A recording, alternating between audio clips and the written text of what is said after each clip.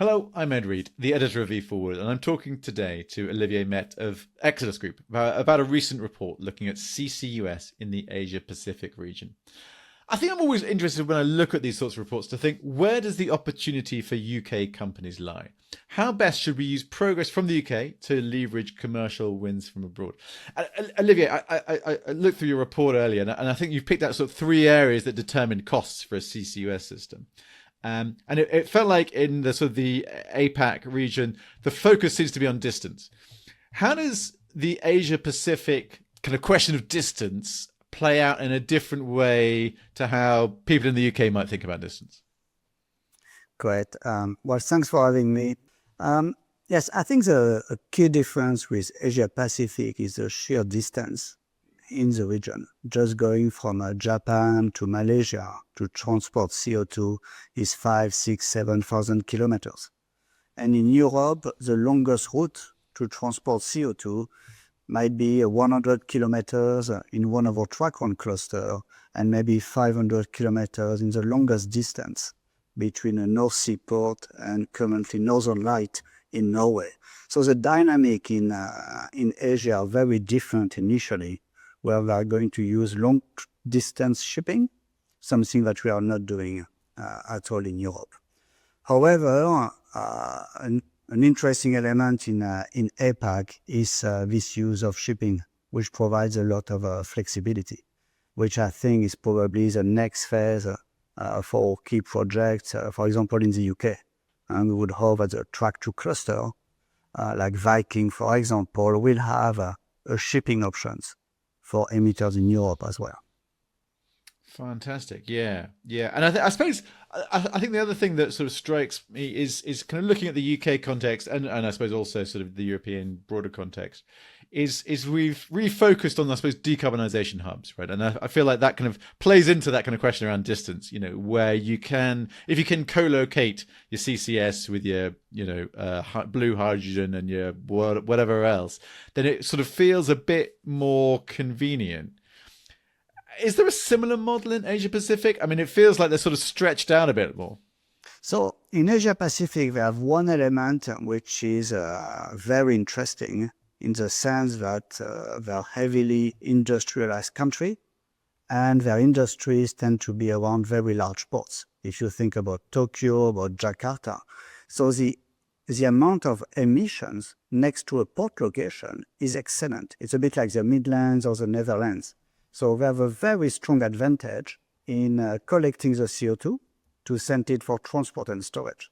What they do not have initially today is that they don't have storage as close to their emitters as we have in the UK, where we have the North Sea, and we can use those stores that are just close by. Initially, they are looking to transport those CO2 by ship for thousands of kilometers, and that's where they have a very high cost initially. What we found, which is very interesting in APAC, is there's a big saving in APAC, and it's about developing regional stores in Japan and Korea for Japanese and Korean emitters.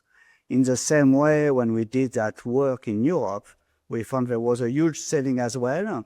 It was all about location too, but in Europe it was very much about allowing cross-border transport of CO2 between European volumes and UK stores, which was a huge prize as well in terms of cost saving for the market.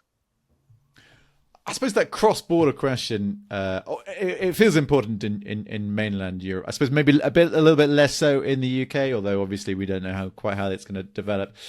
In terms of that sort of cross-border relationship, it feels like it's a new, frontier to kind of tackle. But I suppose also in some ways it's very well known. I mean, I think looking at the LNG trade from, say Australia into Korea or Japan, it feels like it follows a similar sort of a model. Yeah, I completely agree with you. We only have integrated energy markets. So we have an integrated energy market in LNG, in oil, in electricity, but it's a new molecule. So regulatory needs to be put in place, and the agreements between countries need to be put in place. A challenge we identified in APAC is that it's an international market first. So there will be emitters from a country trying to go to another country. This is not how we started in Europe. right? The track one cluster, it's UK emitters into a UK stores, or Dutch emitters into a Dutch store, for example, in Portos. And we are only looking now, even if it's very urgent to solve the cross-border issues, to bring CO2 to the UK or CO2 from Europe to Norway. And I think it is an important topic for UK businesses. I think it's a critical, quite a valuable business opportunity. And if you're French emitters, right, it's so close to go to the UK SNS rather than to go somewhere else. And that's probably where those, we mentioned Viking as a track 2 cluster. They have a shipping option as well, and that could serve this demand. So it's a very different dynamics, but cross-border is critical. I agree. And I suppose, I kind of building on that sort of LNG side of things. I mean, obviously, places like Australia are going to be exporting LNG to say Japan. I think there was some quite interesting ideas around that sort of reciprocal trade. Yes. So I think, yes, you're correct. In APAC, there's this very strong relationship, as you mentioned, between Japan and Australia, where Japan is importing LNG. Japanese companies are in this value chain. And we expect that to continue in CCUS. But one interesting element that, when you send the vessels of LNG between Australia and Japan, this one vessel of LNG, you would need like 23 CO2 vessels to collect the CO2 which is generated by the combustion of the natural gas to send it back to a store. So the logistics of CCUS are quite complex, and you're not reusing the same vessels. So if you think about it, you have one LNG vessel that go full of gas from Australia to Japan, and then you have 23, or if the vessel gets bigger, 5, 10 vessels taking that CO2 to go to Malaysia or back to Australia. You see that dimension is really, really, the amount of vessels can be very large. That's why there's such a prize of developing regional stores, which the Japanese are working on. And I suppose just on that kind of question around markets, because I suppose that's ultimately what it comes down to, right? Is how we price carbon and what these sort of the incentives are. Obviously, in the UK, it feels like it's very much a kind of a government-driven model, right? We're sort of track 1, track 2. Obviously, who knows what comes after that, but that's kind of the thing we're working on. Is it a different setup in Asia Pac? Is it the same sort of government-led model, or is it companies taking more of a sort of a front foot on it? So in Europe, the government have been very proactive, and the track 1 cluster are getting support from the government, same in Norway or in the Netherlands. APAC has not reached the same level of maturity. So the commercial model for this initial project is still unknown.